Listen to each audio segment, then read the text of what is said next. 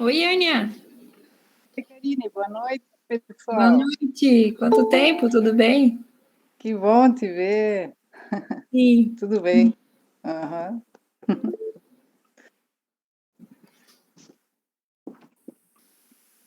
Boa noite.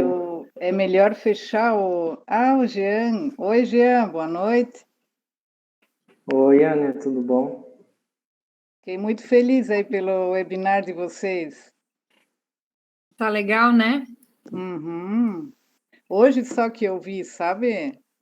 Daí Aham. eu já perdi ontem, mas quero ver se agora participo dos hoje e dos próximos também.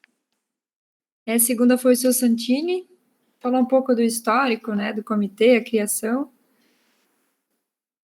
Aí ontem foi o professor Robson Negri, lá da Católica. Ele também tem um. Ele participa da. Ele é concursado na Defesa Civil de Joinville. Aí ele tem um grupo lá de monitoramento hidrometeorológico. Ele até convidou a gente para participar também. Aí ele falou um pouco sobre monitoramento. Discutimos Uhum. aquelas questões de sempre, né, Ania? Da Câmara Técnica de Prevenção, da falta de monitoramento e tudo. Aí amanhã é um senhor, é um promotor aposentado que estudou sobre o Piabiru e os Hum, conceitos de Itapocu. E aí na sexta de bacana. manhã é a BMW. Né? Uhum, bacana.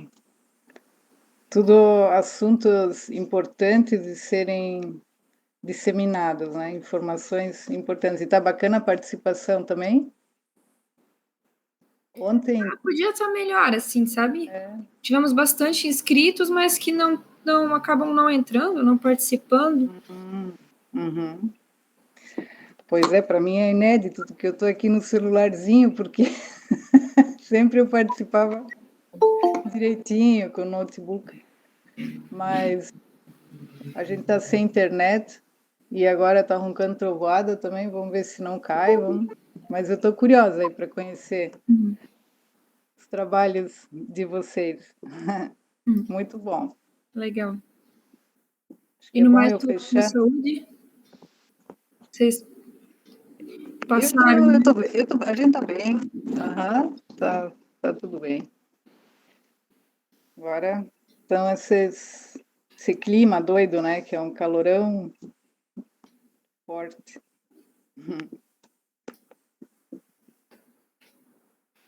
Eu acho que eu vou fechar a câmera e o microfone, tá? Uhum, nós também vamos Melhor, fechar o. né? Para não atrapalhar. Então tá, um abraço para todos aí, para toda a equipe. Bom Abraço, rever. obrigada. Um abraço, Ania. Obrigada. Bom te ver. Oi, Cat.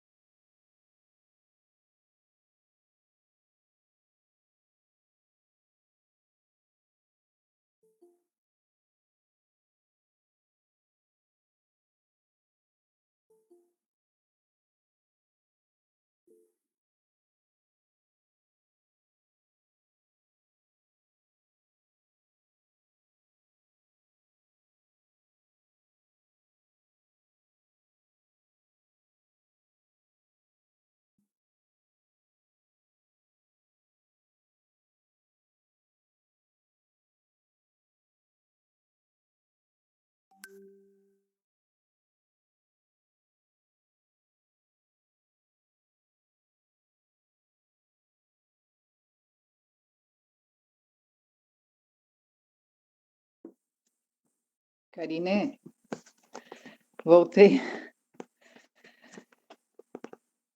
Eu queria perguntar uma coisa, aproveitar que ainda não começou. A reunião setorial foi bem? As setoriais, vocês já finalizaram? Então, aconteceu alguns rolos, não foi um pouco triste, porque o seu Santini ficou fora. Como? Seu Santini ficou fora? Sim. Ué? Houve a votação entre a concorrência, né, das vagas, e acabou que dentro do setor deles, das entidades ali de recursos hídricos, o CREA não teve voto suficiente e ficou fora, o seu Santini ficou fora, então com isso ele, assim, né, ficou chateado, assim, e acabou agora saindo de tudo, daí não quer mais ser presidente, não quer... Fora isso, foi tudo bem. Realmente essa a gente não esperava. Meu, que coisa! E entraram novas entidades?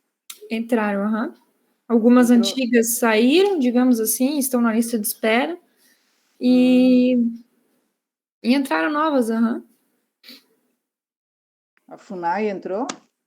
Ixi. Pois é, isso a Kathleen pode falar, que foi o cara nunca mais deu sinal de vida, né? Não. A gente entrou em contato com aquele João Paulo que você tinha até comentado, me passado o contato dele. Lembra, Ania, lá de Joinville, né? FUNAI de Joinville. Só que a gente não teve retorno. Na época ele estava de férias também, e aí tinha um rapaz que estava substituindo ele.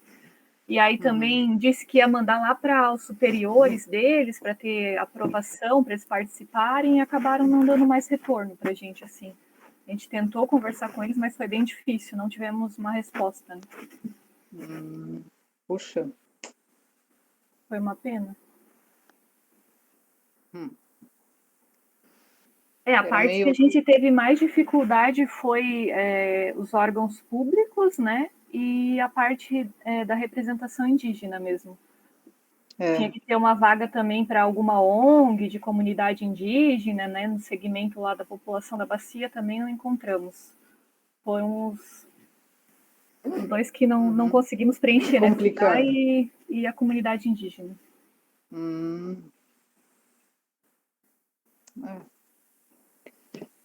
E ele estava tão disposto a participar? E justo estava de férias na época. Pena. E Ares entrou?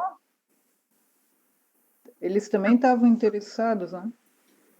Também acabou ficando fora. Também? Na lista de espera, aham. Pela votação, eles não conseguiram vaga. Pela decisão, então, do plenário. Estava disputado? Estava disputado. Que bom. Mas a Karine conseguiu continuar, né, Karine? Sem sede, o comitê não ficou. Pelo menos. A Vale conseguiu entrar. Senão eu não sei onde a gente ia levar nossas mesas, né, Jean? Ficou bem, foi bem concorrido mesmo. Interessante, assim. Nossa primeira vez, né? Aprendemos um pouco. A gente tem que... A SDE ajudou na condução. E foi online? Foi. Meu, difícil. Online. Que desafiador. Foi. A gente não imaginava, assim. E é muita regrinha, meu Deus, não pode passar de 20%, não sei o quê, tantas entidades tem que estar não sei o quê, muita regrinha, nossa. Eu imagino. Aquelas notas técnicas todas. O comitê não tem muito poder de decisão, na realidade. A gente não pode interferir muito. A gente tem que ser imparcial, tipo, só ajuda na condução, a SDE também conduz, e aí o plenário que decide.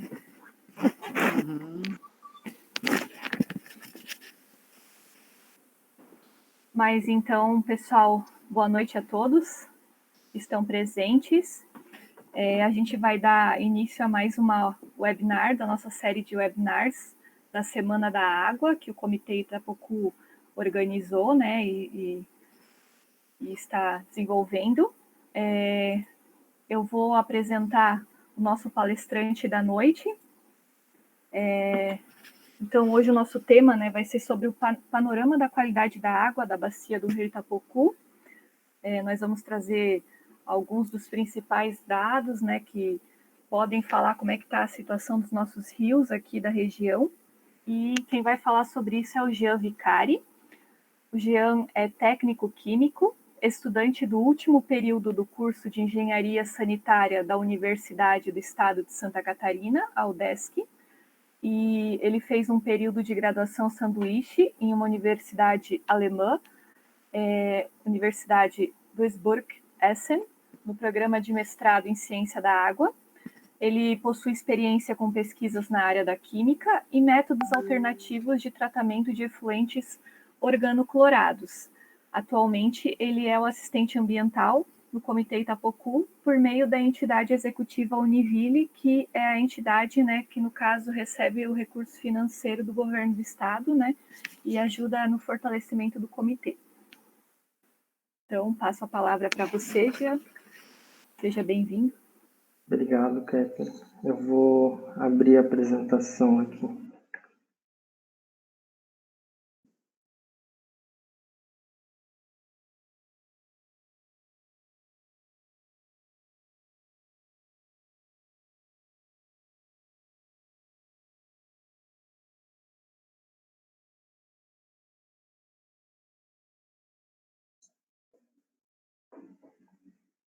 Todo mundo consegue visualizar certinho?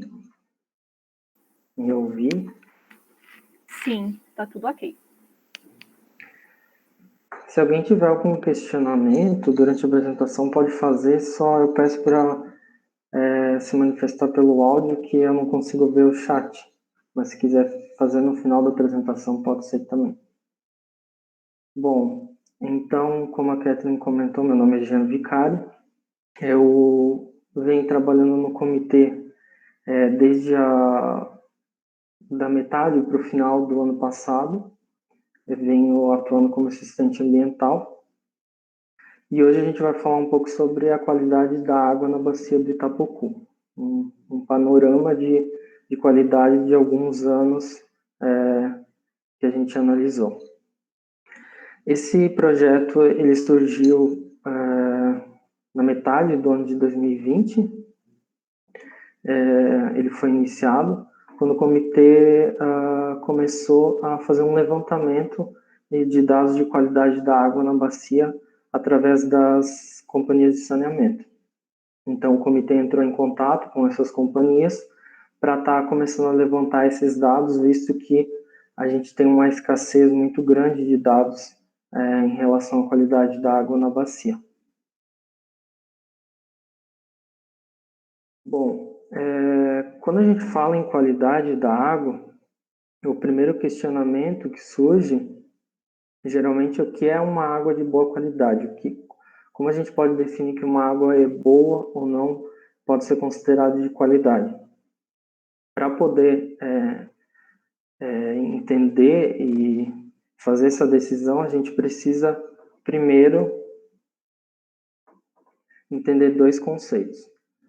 O primeiro é de qualidade existente da água, que é aquela qualidade que vai depender das condições naturais e do uso e ocupação do solo da bacia, ou seja, o quão urbanizada é essa bacia, qual é a presença se existe presença de indústrias, qual o manejo do solo que é feito, se existe bastante agricultura, qual o nível de exposição desse solo, tudo isso vai estar influenciando na qualidade, digamos, no momento aquela qualidade da água bruta do manancial e dos rios.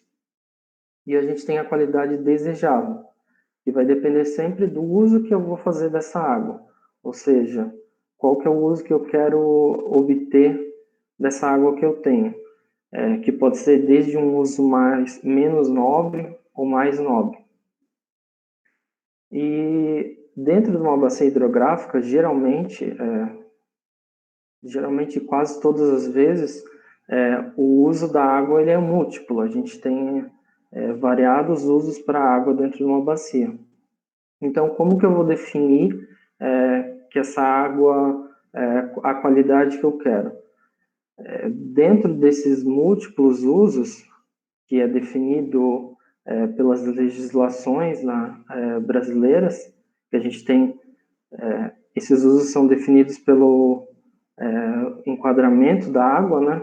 Como a gente pode observar aqui alguns exemplos, desde usos menos nobres, que não necessitam de tanta qualidade, como, por exemplo, a navegação ou irrigação, que não são usos que têm contato direto com a água, contato primário. Mas sempre quando a gente fala em qualidade da água, a gente tem que pensar em garantir essa qualidade para o uso mais nobre que a gente possui, que é o abastecimento para consumo humano e também a dessedentação animal. Só para conferir, todo mundo consegue me ouvir certinho? Sim. Beleza, obrigado.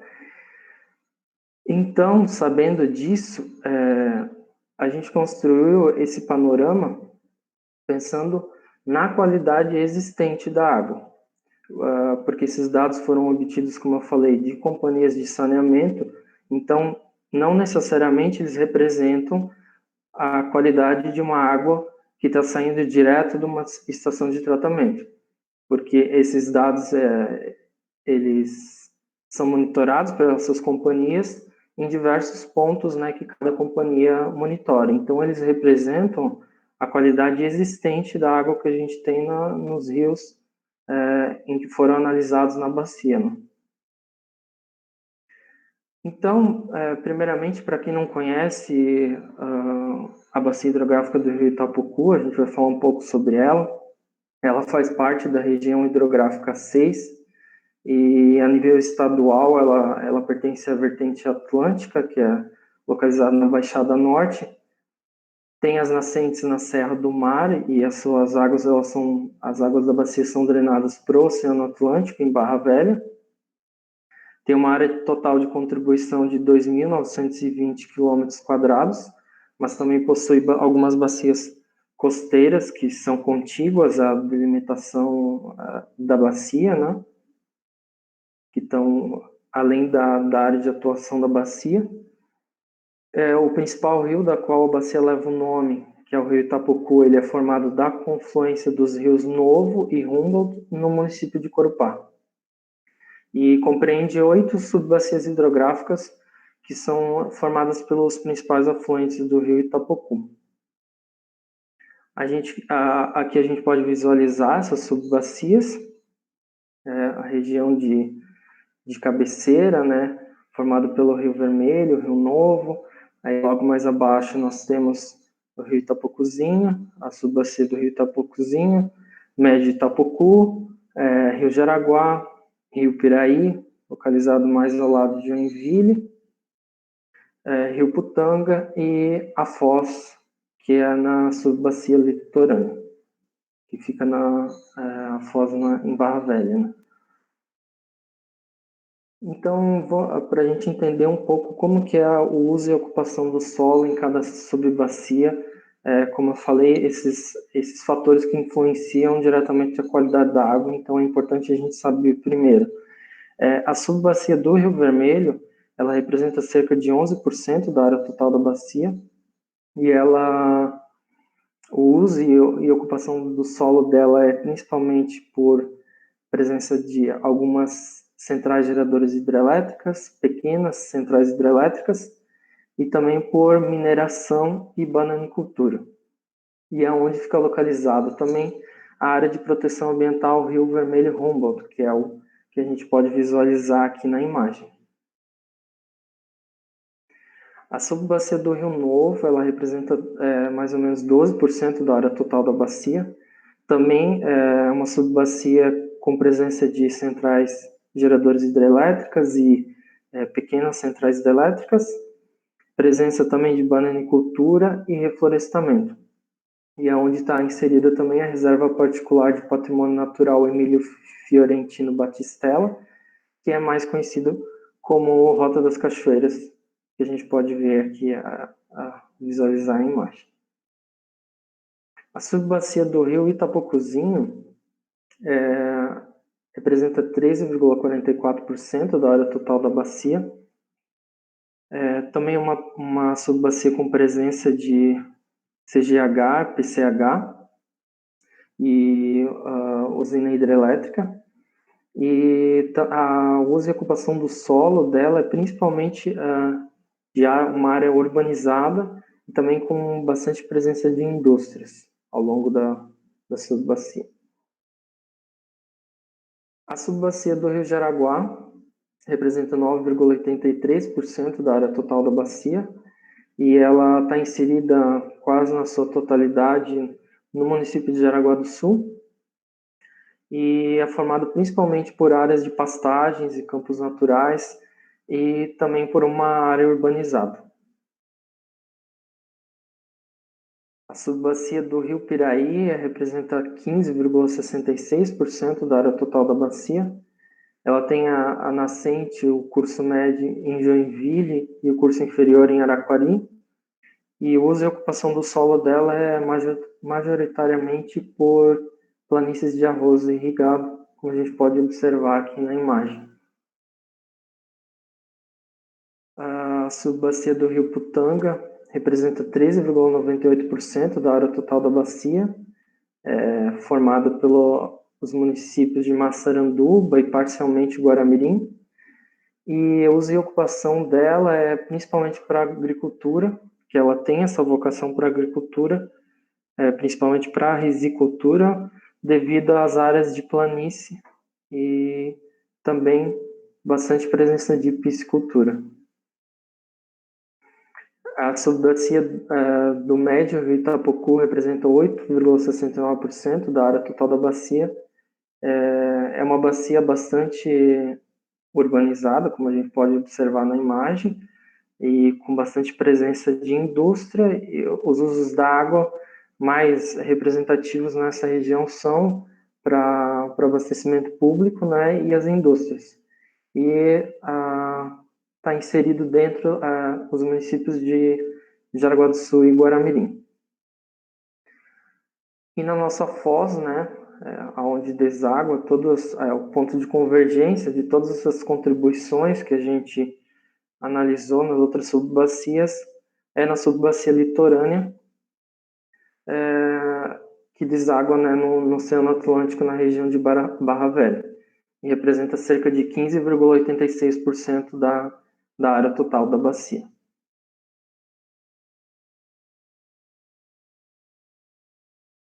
Aqui, essa imagem é bem interessante, porque ela sintetiza tudo isso que eu falei sobre o uso e ocupação do solo na bacia, né? A gente pode observar aqui na região de cabeceira essa influência da bananicultura, da presença de pequenas centrais hidrelétricas. Já para o médio Itapocu começa a ter a presença mais de indústrias, tanto no médio Itapocu e no rio Itapocuzinho. No Piraí também a gente pode observar essa influência grande da risicultura e também por áreas mais urbanizadas de indústria. No Rio Jaraguá, digamos, a subbacia talvez mais diversificada em uso do solo. A gente tem pequenos agricultores, variados tipos de agricultura, criação animal. Também na subbacia do Rio Putanga a gente pode observar também a piscicultura e a vocação para a agricultura, né? E aqui mais para a região da Foz, a gente tem a presença de uma área mais urbanizada e também de reflorestamento, né? Bom, e qual foi a metodologia utilizada para construir esse panorama, né? Primeiramente, a gente fez uma descrição da área de estudo, né? que utilizando materiais bibliográficos próprio do comitê, que já tem conhecimento, né, dessa área de estudo. Então, e a partir disso a gente fez um mapeamento, né, desses pontos onde foram analisados, né, a qualidade da água. E em seguida foi feito, então, paralelamente, né, foi feito o requerimento desses dados de qualidade da água, como eu comentei, que foram obtidos das companhias de saneamento, tanto dados de qualidade da água quanto dados pluviométricos. E a partir disso, então, foram analisados esses dados utilizando estatística descritiva, ou seja, média, desvio padrão, análises que pudessem dar uma confiança maior para esses dados, né? Então, no total, foram 15 pontos amostrais analisados nas subbacias do Médio Itapocu, do Rio Itapocuzinho, do Rio Vermelho, Rio Putanga, Rio Novo e Litorâneo. Então, como vocês podem observar, não foram analisados todas as subbacias da bacia hidrográfica, porque a gente tem realmente essa escassez de dados e foram os dados que foram disponibilizados, né, pelas companhias. Foram analisados 8 parâmetros que foram analisados, né, à luz da resolução CONAMA, que é o que rege esses padrões de qualidade de lançamento de efluentes, de qualidade de água para consumo. Os dados foram fornecidos, né, pelas companhias de saneamento da bacia e foi construída, então, uma série histórica dos anos de 2014, tanto dados de qualidade quanto de dados de pluviométricos de 2014 a 2019.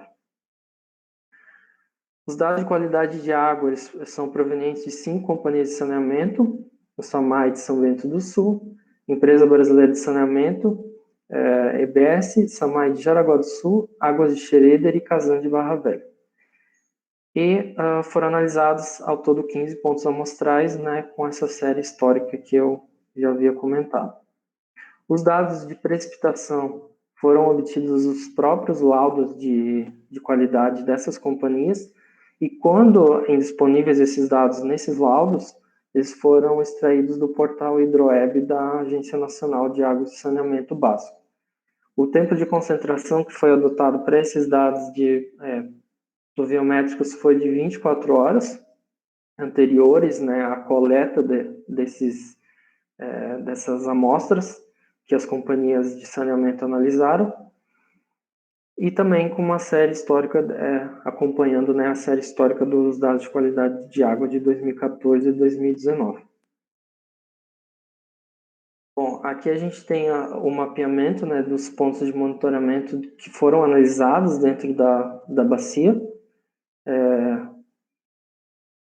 A gente pode observar os pontos amostrais em azul aqui do SAMAI de Jaraguá do Sul, pontos amostrais mais em rosa da IBS, SAMAI de São Bento do Sul, aqui na cabeceira da bacia, os pontos amostrais aqui na subbacia do Rio Putanga e também na subbacia litorânea.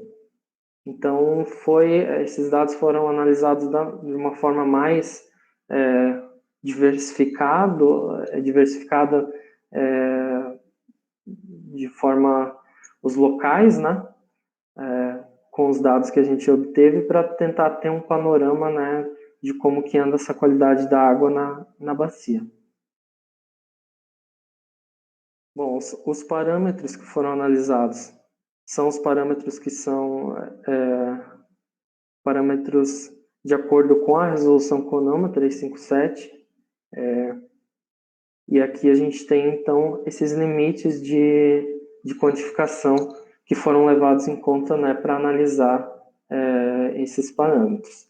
A gente tem parâmetros mais físico-químicos e também parâmetros microbiológicos. Para a avaliação da qualidade dessas águas, foi adotado também o enquadramento dos corpos d'água de Santa Catarina, que é estabelecido pelo Conselho Estadual de Recursos Hídricos, na resolução número 01 de 2008, e a classificação estabelecida pela resolução CONAMA, que infere que, nesse caso, as águas doces, né, elas devem ser consideradas classe 2. Então, a partir dessa classificação, esse enquadramento, né, que é estabelecido pela resolução CONAMA, que foram analisados esses parâmetros de qualidade de água. Então, a partir daqueles 8 parâmetros que eu comentei anteriormente, que foram analisados, foram criados indicativos que foram distribuídos em indicativos de contaminação fecal, que no caso representa o micro-organismo representativo Escherichia coli, que é um indicativo de contaminação exclusivamente fecal. Indicativos número 2, indicativo de enriquecimento orgânico, que daí foram analisados fósforo total, demanda bioquímica de oxigênio, nitrato, nitrogênio e oxigênio dissolvidos, que estão ligados mais a esse enriquecimento orgânico. E 3, alterações físico-químicas, que então está ligado mais à turbidez da água e à cor verdadeira. Então foram reunidos esses 3 indicativos para poder visualizar de uma forma mais simples, né, esses parâmetros. E quais foram os critérios adotados para a classificação? Como esses dados, algumas companhias de saneamento analisam esses dados mensalmente, se um determinado parâmetro estivesse em desacordo com esses limites, né, da legislação, o indicativo de contaminação a qual o parâmetro se referia, sendo indicativo de contaminação fecal, ou enriquecimento orgânico, ou parâmetro físico, ele seria considerado em desconformidade nesse ano. E para as estações de amostragem das companhias de saneamento que analisam esses dados semestralmente, algumas companhias analisam dessa maneira, a cada 6 meses fazem uma análise. Se foi definido que a pior situação entre essas 2 análises semestrais representaria esse resultado, né, no conjunto de dados do indicativo naquele período em consideração, que no caso, naquele ano em que está sendo considerado. Então, a partir disso, vocês vão poder observar depois, nesse mapeamento, representado da seguinte maneira: o número representa o índice, né?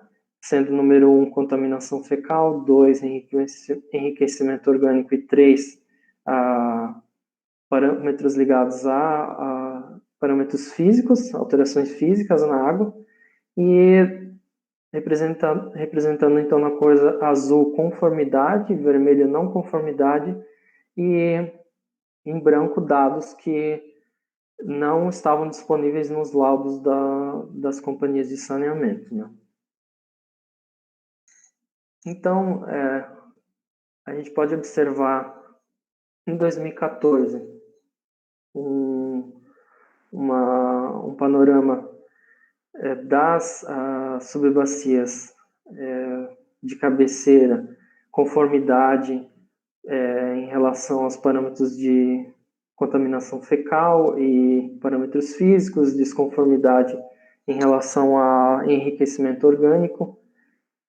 A mesma situação aqui para a subbacia do Rio Novo, a subbacia do Rio Itapucuzinho, a gente pode observar só em relação a contaminação fecal, né, a conformidade, os outros dados ainda não se tinha dados nesse ano. Aqui no Médio Itapucu, que é uma região mais urbanizada, a gente já começa a observar essa influência, né, da contaminação fecal e também enriquecimento orgânico. Aqui no Rio Itapucuzinho também essa influência da contaminação fecal e conformidade mais em relação aos parâmetros físicos, e no Rio Putanga também já essa não conformidade nos parâmetros de contaminação fecal. Bom, aqui a gente pode analisar mais a fundo, né, esses resultados. A gente pode observar aqui resultados, análise em relação ao fósforo total, que é um indicativo de enriquecimento orgânico, no caso, no ano de 2014. A gente observa aqui, na linha tracejada, os limites, né, de acordo com a resolução, e em alguns pontos, né, aqui no caso, no ano de 2014, ultrapassando esses limites. O fósforo total, como eu comentei, é um indicativo de enriquecimento orgânico, e nas quantidades que a gente pode observar aqui, que no caso é até no máximo 3 miligramas por litro, ele é um grande indicativo de fósforo fósforo orgânico, ou seja, contaminação por detritos orgânicos, que pode ser encontrado principalmente em efluentes sanitários de esgotos domésticos, né? E as residências no entorno, elas podem ser indicativos de despejo de esgoto sanitário nessas áreas. Aqui na subbacia do Médio Itapocu, a gente pode analisar essa questão da contaminação fecal, já em 2014, e a gente analisa, né, ao longo do ano, que essas altas concentrações do parâmetro indicativo, que é a Escherichia coli, que indica, né, exclusivamente contaminação fecal, e que essas concentrações, elas não, em muitos pontos, elas ultrapassam e não são influenciadas pelo regime de chuvas, né? Então, isso é um indicativo de contaminação local, ou seja, algum tipo de despejo, seja diretamente no rio ou por drenagem pluvial, que a gente sabe que tem muitas ligações clandestinas, muitas vezes, e é um indicativo exclusivamente de contaminação por efluente sanitário. Então, a gente pode aferir nesse caso, né, que tem algum tipo de despejo, alguma contaminação local. Aqui na subbacia do Médio Itapocu, a gente pode analisar também a questão do enriquecimento orgânico por fósforo. E todos os pontos amostrais, eles excederam o limite estabelecido em algum período do ano, né? E aqui, no caso do Médio Itapocu, a gente teve pontos que são analisados que têm influência tanto da drenagem pluvial de áreas urbanas, quanto também de áreas agricultáveis. Então, são indicativos da influência, né, da drenagem pluvial, tanto de despejos orgânicos da área urbanizada, quanto também da agricultura, conforme o regime de chuvas. Aqui em 2015, a gente tem uma melhora, né, aqui na região de Cabeceira, no Rio Vermelho, dos indicativos. A mesma situação na região do Rio Novo e do Rio Itapocuzinho, e uma piora na região do Médio Itapocu, né, que a gente observa não conformidade em todos os indicativos.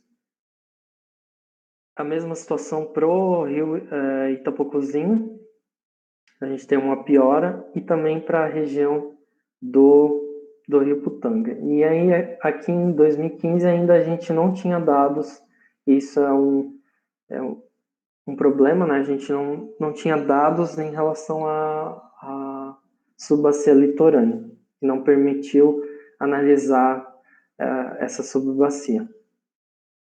Então, para a gente analisando mais a fundo, a gente pode ver a questão da contaminação fecal no Rio Novo também, altos índices, e aqui a gente tem indicativos de contribuição de contaminação fecal também, possíveis por criação animal, que é uma região que tem essa influência, e os despejos de efluentes irregulares, ou até mesmo de sistemas que podem ser ineficientes, né, no tratamento de esgoto, que a gente pode observar esses altos índices. Aqui na subbacia do rio Itapocuzinho a gente já vê em relação a outro índice que é mais ligado ao parâmetro físico, cor verdadeira, e que ao longo do ano de 2015 a gente pode observar que a precipitação não parece influenciar nessa diminuição da concentração. Então, isso é um grande indicativo de influência de origem antropogênica, ou seja, da própria urbanização, né? E também de contaminação por efluentes industriais. Uma vez que a cor verdadeira, diferente da turbidez, a turbidez ela pode representar os próprios sólidos que estão dissolvidos ali naquela água, né, na água do rio. Mas a cor verdadeira ela subtrai essa influência, né, dessa própria contribuição natural, digamos assim, e ela dá um indicativo de talvez mudança na coloração por introdução de efluentes industriais. Então, seria um grande indicativo, né, dessa influência de efluentes industriais. Na subbacia do Rio Putanga, a gente tem contribuição também, a questão da E. coli é muito forte, a contaminação fecal, e a gente pode observar essas contribuições que elas são pontuais e constantes, inclusive não são influenciadas também pelo regime de chuvas. Em 2016, a gente tem um panorama bastante parecido em relação ao ano de 2015, e onde a gente teve o maior registro de concentração de E. coli ao longo de toda a série histórica, aqui no caso na subbacia do Rio Putanga. Novamente, altos valores, né, sem influência da precipitação, são grandes indicativos, né, de contaminações pontuais ao longo da subbacia. Em 2017, a gente tem aqui, em relação à subbacia do Rio Vermelho, essa conformidade ainda, né? E tem algumas alterações aqui, principalmente na subbacia do Rio Itapocuzinho, em relação a indicativos de enriquecimento orgânico. E nas outras subbacias a gente pode continuar observando a mesma situação, né? Principalmente no Médio Itapocu, em conformidade, né? Principalmente essa grande influência de indústria, urbanização. Aqui, como eu vinha falando, na subbacia do Rio Itapocuzinho, a gente tem a questão da demanda bioquímica de oxigênio, que é um parâmetro importante para avaliar a capacidade que o rio está tendo de se auto-depurar, ou seja, se auto-limpar, digamos assim. A gente avalia a partir desse parâmetro.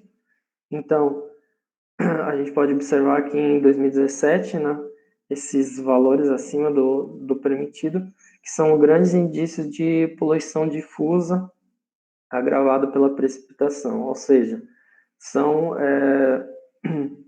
enriquecimento orgânico, né, que é influenciado pelo regime de chuvas,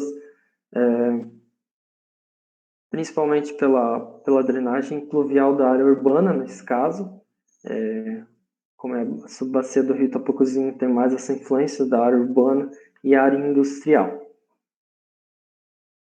Em 2018, a gente tem, finalmente, a gente tem dados, né, em relação à subbacia do litorâneo, que permite a gente observar. Tem uma piora, né, em relação ao enriquecimento, a parâmetros de enriquecimento orgânico aqui na cabeceira. Subbacia do Rio Itapocuzinho continua nessa questão da contaminação fecal, Médio Itapocu, tem um panorama bastante semelhante ao ano anterior. Aqui na subbacia do Rio Vermelho, como eu comentei, a gente tem uma piora nessa questão, né, do enriquecimento orgânico. E a gente pode observar um grande aumento, né? Também ainda é bastante ligado ao fósforo orgânico, ou seja, detritos orgânicos, que pode ser residências no entorno, despejos de esgoto sanitário, né? e também não há indício da influência da precipitação.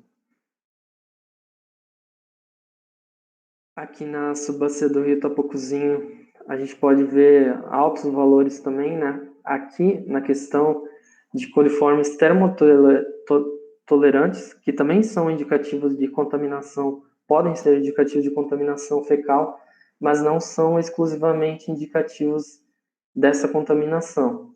Eles podem estar ligados muito também a altos teores de matéria orgânica.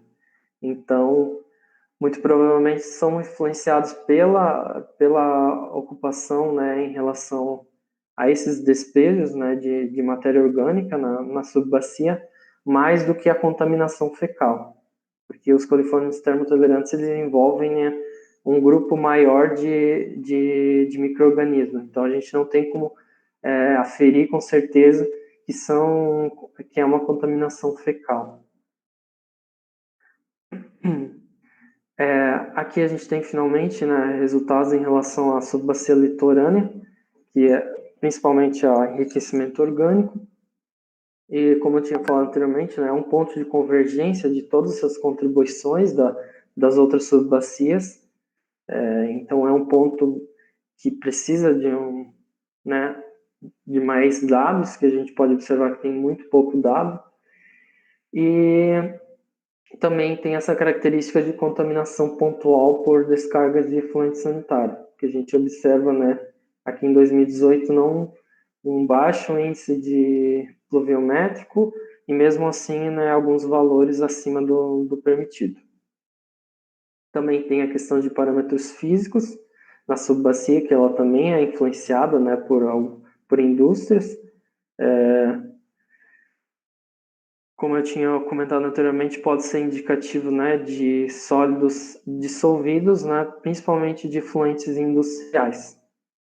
Esse aumento aqui a partir de 2018, a gente observa em 2019, né, um salto nessa concentração. Aqui em 2019, a gente pode observar uma piora, né, na situação dos indicativos na região de cabeceira. Começa a ter inconformidade já também em mais de um indicativo de contaminação, de enriquecimento nessa região de cabeceira. E nas outras regiões, região do MED, Itapocu e do Rio Itapocuzinho, a mesma situação, ainda não temos dados de qualidade de alguns índices, né? Por exemplo, aqui em relação ao enriquecimento orgânico, uma melhora aqui na questão da contaminação fecal, aqui no Rio Putanga, e a questão da subbacia litorânea também continua a mesma situação do ano anterior. Aqui, como eu falei, das regiões de cabeceiras, um aumento nesses coliformes termotolerantes que são mais indicativos de contaminação por matéria orgânica. Também a questão da DBO no Rio Itapocuzinho, também teve um aumento substancial nesse indicativo. E altos teores de matéria orgânica também, né, em relação ao Rio Itapocuzinho, um salto, como eu tinha comentado anteriormente, de 2018 para 2019. Bom, alguns pontos que a gente pode trazer, né, desse panorama que a gente construiu. Primeiramente, é importante entender que esse monitoramento da qualidade das águas, ele é um parâmetro muito dinâmico. A água é muito dinâmica, então a gente necessita, como a gente pode observar, de mais dados de qualidade. Muitas subbacias ainda são muito escassos os dados, tanto na quantidade de amostragens, que é feita só semestralmente, tanto quanto os pontos, que ainda são poucos pontos que são analisados, que a gente pode observar na subbacia litorânea também, que a gente teve só a partir de 2018. A gente pode observar também que o uso do solo preponderante na bacia ele está bastante ligado com com o regime de chuvas, né? Muitos parâmetros são muito influenciados pelo regime de chuvas, e esses parâmetros de qualidade vão se alterando conforme esse regime, mas também a gente observa muito a influência de contaminações, indícios de contaminação pontual. É evidente também que na cabeceira a gente tem uma qualidade melhor, porque vai estar sofrendo menos pressão antrópica, né, do que as regiões mais baixas, mas a gente observa também que ao longo desses anos teve uma piora na situação dessas regiões de cabeceira. E essas regiões são muito importantes porque a gente observa que a gente tem algumas áreas de proteção ambiental e é muito importante, né, manter esse padrão de qualidade nessas áreas também. Então a gente pode observar também os parâmetros mais observados, né, é a questão de contaminação fecal, enriquecimento orgânico e cor verdadeira, né, que se mostraram fora dos padrões da resolução, principalmente em relação à contaminação fecal. E isso também não é só uma realidade da bacia do Rio Itapocu, mas sim uma realidade a nível estadual e até nível nacional. A maioria das bacias tem muito essa questão da contaminação fecal, ainda que a gente precisa avançar bastante. Então, como que a gente pode fazer para melhorar esse panorama, né? A gente observou que em algumas regiões a gente não teve muita mudança nesses índices, algumas regiões já teve piora, mas é importante a gente avaliar sempre como a gente pode melhorar, né, esse panorama daqui para frente. O que a gente quer, qual a qualidade que a gente almeja, né, para esses rios para o futuro. Então, a gente tem principalmente que pensar em estratégias de cunho mais preventivo, que a gente pode observar essa questão, né, do enriquecimento orgânico é muito forte, principalmente pelo fósforo orgânico.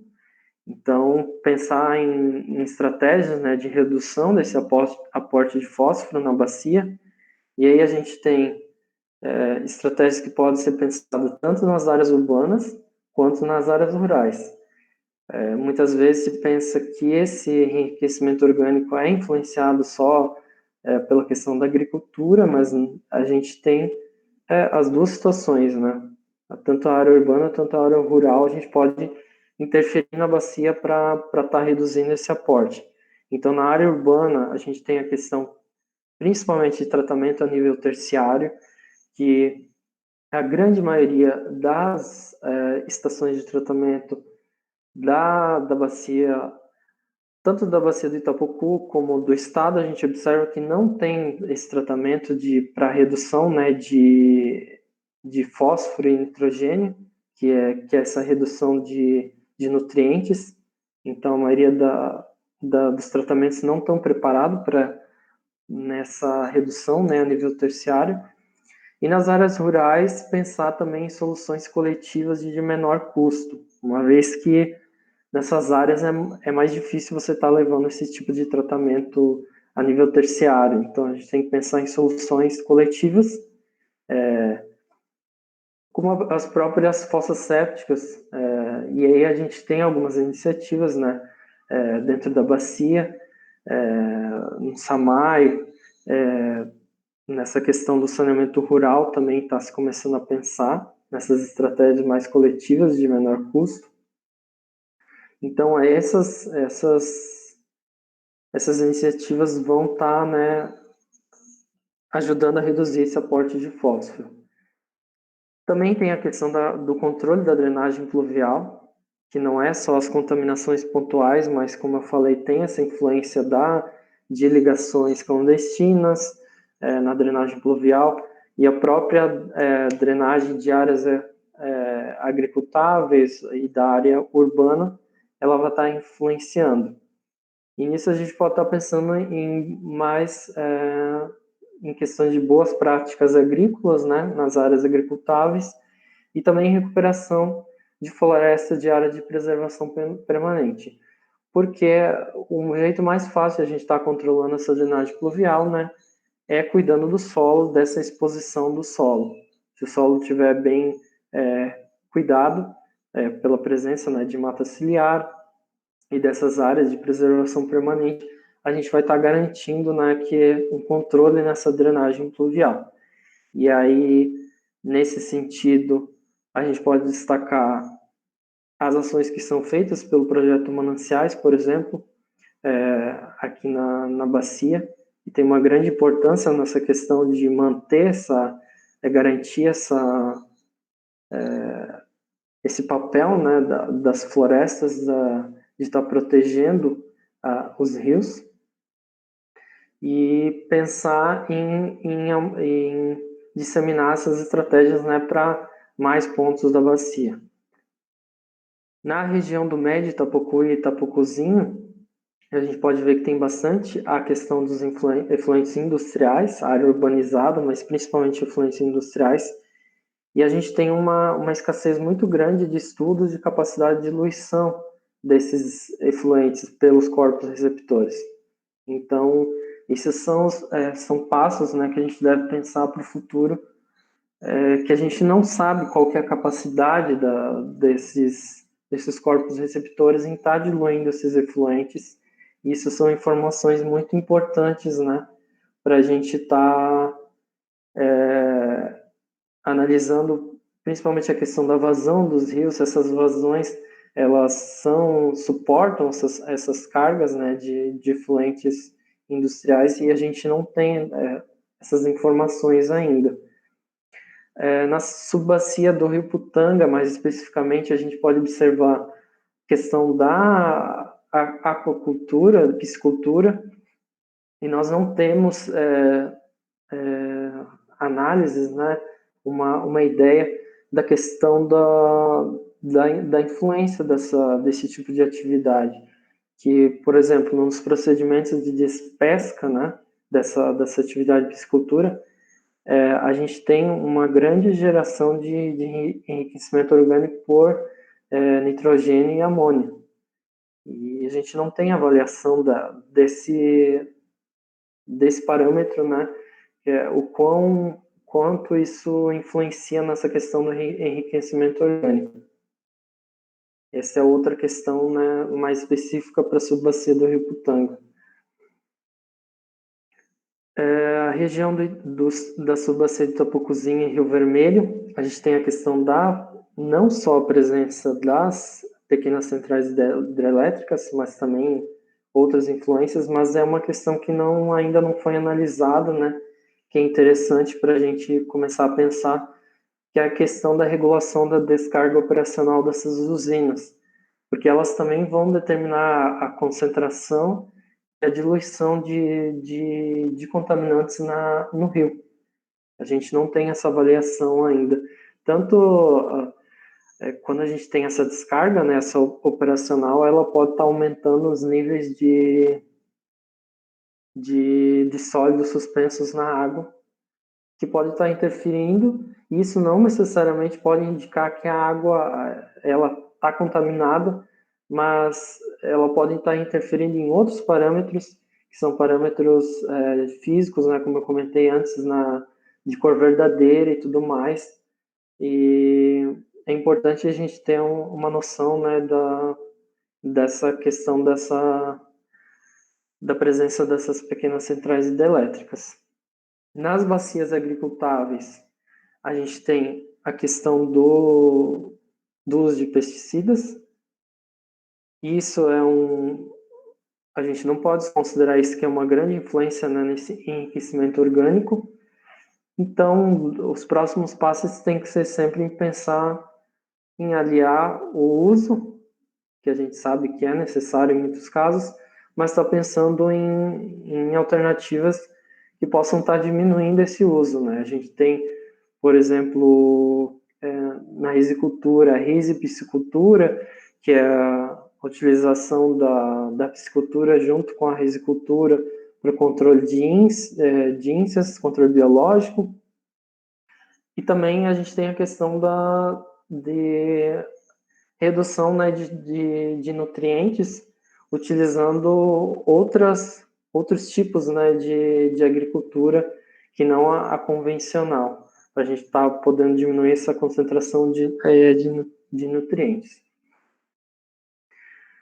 E para a bacia hidrográfica como um todo, como eu comentei, vocês podem ter observado, a gente tem muito essa questão da contaminação microbiológica, que, ao meu ver, é uma situação que a gente ainda está caminhando a passos muito lentos, porque, na realidade, a gente não deveria estar nessa situação, porque isso é um indício, né, de que a gente ainda precisa avançar muito no controle de efluentes sanitários domésticos, porque essa contaminação fecal ela é um indicativo de que a gente não tem um controle, né, efetivo, ou que esses sistemas em operação de efluentes eles ainda são muito ineficientes. E como eu comentei, isso é uma questão que a gente observa na bacia hidrográfica como um todo, e ainda no estado de Santa Catarina, muitas regiões ainda essa questão da contaminação fecal é muito presente, e é uma questão que a gente precisa avançar, né, nesses próximos anos. Bom, o que eu tinha para falar seria isso, eu acho. Acho que não sei, acho que até avancei demais no tempo. E obrigado pela atenção. Eu gostaria também de aproveitar para agradecer às companhias de saneamento, né, por estar cedendo esses dados para a gente construir esse panorama que ainda precisa ser melhorado. A gente tem ainda faltam muitos dados. E também gostaria de agradecer aos estagiários do Danvale que ajudaram a construir esse panorama. A gente teve auxílio, o comitê teve auxílio dos estagiários. Gostaria de agradecer também pelo trabalho. Muito obrigada, Gia. Muito bacana a tua apresentação, né? Reunindo esses dados das companhias. A gente tem muitos elogios aqui no chat, parabenizando a tua apresentação. E também já temos algumas perguntas. Se tiver mais alguém também que queira fazer pergunta, a gente vai abrir agora um espaço aqui no chat para estar tirando dúvidas relacionadas à apresentação e outras dúvidas referentes ao monitoramento da água na bacia do Rio Itapocu. Então,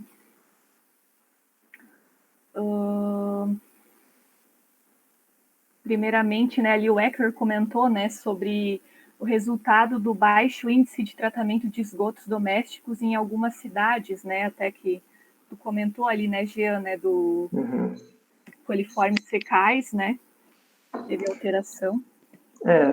Como eu comentei, aqui na região de Araguá a gente observa um avanço maior, mas existe a questão de municípios menores, ainda é mais difícil, né, a gente avançar nessa questão. Então, principalmente nessas regiões, né, que a gente tem municípios menores, a gente tem que avançar nessa questão da melhoria das estações de tratamento, do tipo de tratamento e tudo mais. E até na nossa bacia, né, só Jaraguá do Sul, que ainda possui um índice bom, né, de coleta e tratamento de esgoto, né? Os demais municípios ainda estão bem carentes. Até Joinville só tem mais na parte urbana, que também não pega na nossa bacia, né? Então, realmente isso influencia muito, né? Sim. O Luiz Gustavo, né, falou que foi muito boa a apresentação e que é ótimo ver gente da geração que está se formando na academia e está engajada na questão ambiental. E ele tem uma pergunta. E dados sobre agrotóxicos são monitorados pelo comitê ou empresas de tratamento da água na bacia? Os dados de agrotóxicos, em geral, existem algumas companhias que analisam, mas existem algumas companhias que não analisam. Então, como a gente decidiu construir esse panorama e para tentar normalizar esses dados, a gente trouxe parâmetros que eram analisados por todas as subbacias, né? mas a gente tem sim algumas subbacias que analisam essa questão dos pesticidas, agrotóxicos. Até essa questão do monitoramento, Luiz, a gente não possui uma rede própria ainda, né, do comitê, porque a gente não tem ainda recurso para isso, né? Até ontem, isso foi uma questão que a gente comentou, né, na webinar de sistema de informações, que é algo extremamente necessário, mas que a gente precisa escrever projetos para conseguir um recurso próprio para isso, né?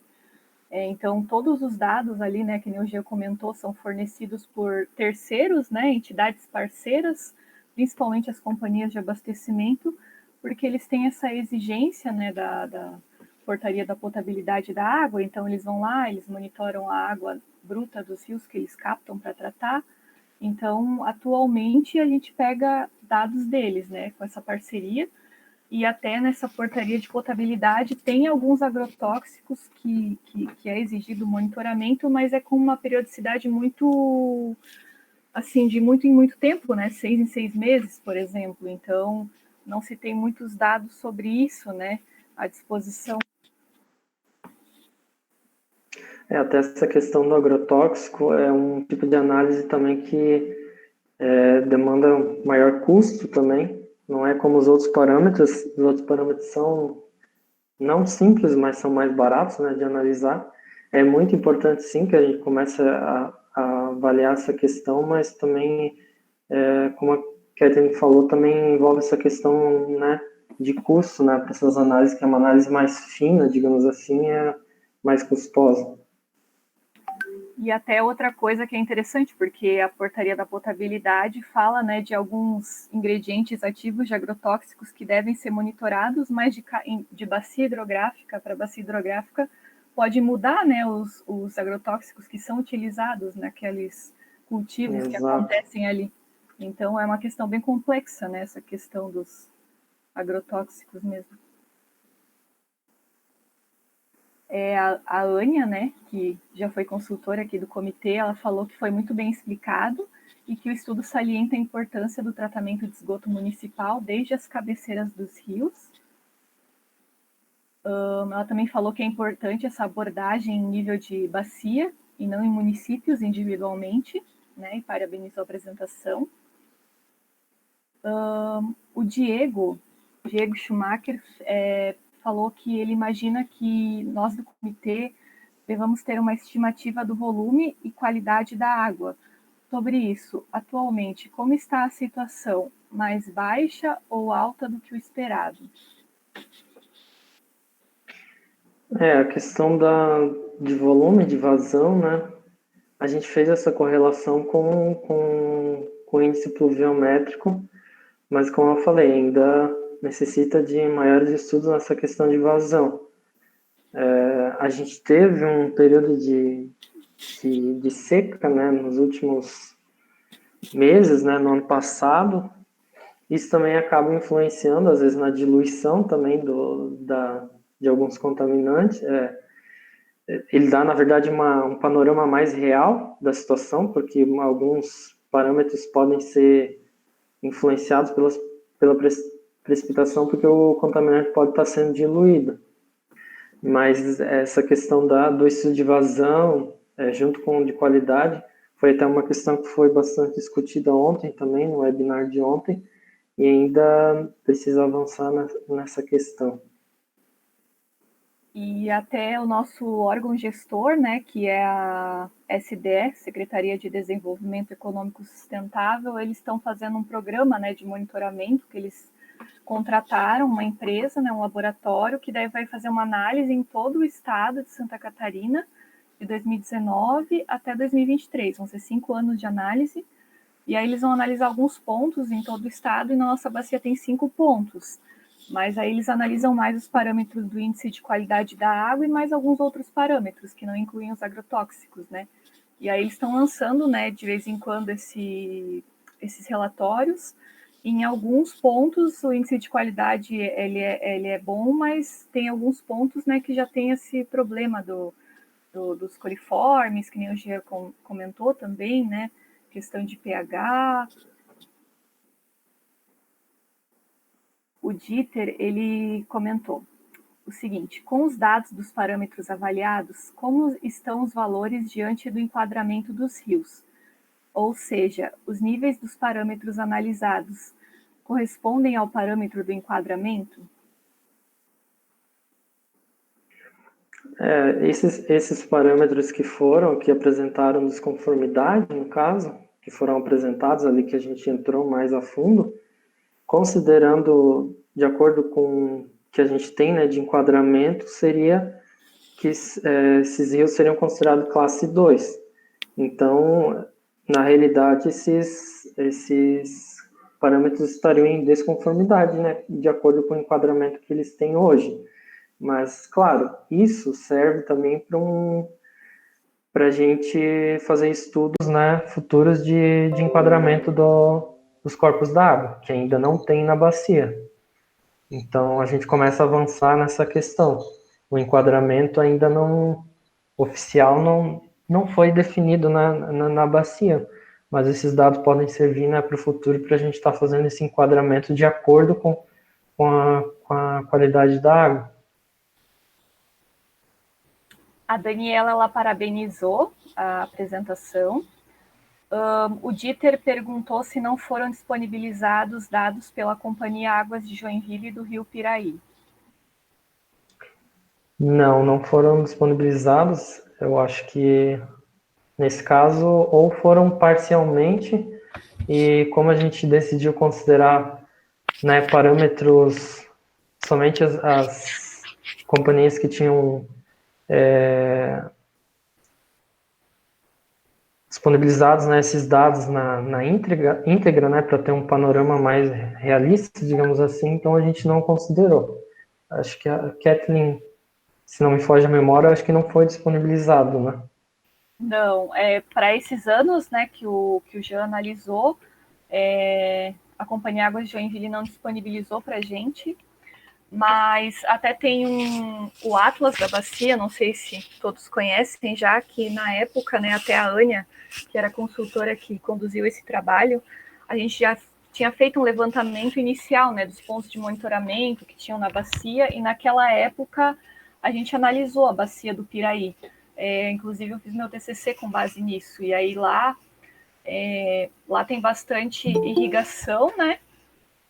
E lá também tem alguns núcleos urbanos, tem dois ou três bairros, que é o Vila Nova, o Morro do Meio, e lá não tem coleta de esgoto, né? Então lá também tem bastante problema assim, de contaminação das águas. Pelo que eu me recordo, eu analisei em 2008 a 2014, né? Já tinha um problema de qualidade da água naquela época lá. Até o Hector comentou, né, que Joinville tem a área urbana do Vila Nova, bastante significativa. E ele também comentou que a IPAGRE realizou durante vários anos, em vários pontos, com periodicidade de 15 ou 30 dias para agrotóxicos. Tinha um ingrediente ativo que aparecia mais frequentemente, porém dentro de níveis aceitos pela legislação, mas esse agrotóxico não é mais utilizado no Brasil. Os atualmente utilizados raramente apareciam em concentração muitíssimo baixas. Realmente apareciam em concentração muitíssimo baixas. Essa questão dos agrotóxicos é uma questão mais polêmica, né? Porque a questão da concentração, né, a gente tem, né, a legislação e muitas vezes os níveis que são encontrados nos rios, eles estão abaixo dessa legislação, mas baixas concentrações do agrotóxico podem representar alguns problemas já para a saúde humana, né? Então tem várias questões, tem a questão ecológica que pode estar interferindo, tem a questão da saúde humana, então não necessariamente concentrações muito baixas representam que a gente não tem um problema, digamos assim. E também tem a questão de que a legislação do Brasil ela é muito mais, digamos, aberta, né, do que outros países, se for comparar.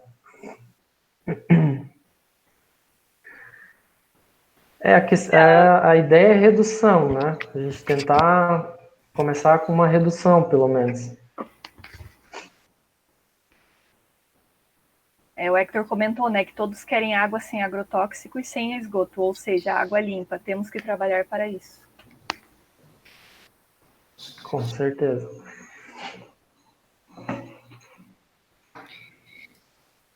Oi. Oi. Que orgulho. Queria te parabenizar pela apresentação, pelo trabalho, né? Você coordenou esse trabalho junto com os estagiários e com o apoio da Kathleen também. Então, parabenizar vocês. Também os estagiários, então, que cada um pegou um município ali, uma subbacia. A Daniela, a Lidiane, o Renan.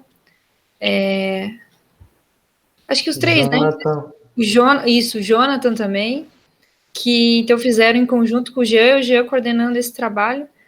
Então, parabéns e muito obrigada também, porque a gente precisa de trabalhos assim aqui na bacia, né? E agora, bora publicar.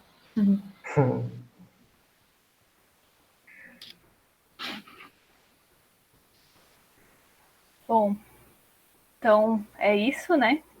Não tem mais nenhum questionamento. A gente agradece a participação de todos que assistiram essa palestra. E amanhã tem mais, temos uma palestra sobre o caminho do Peabiru e na sexta-feira teremos uma palestra sobre o uso da água na indústria. Muito obrigada a todos e uma boa noite.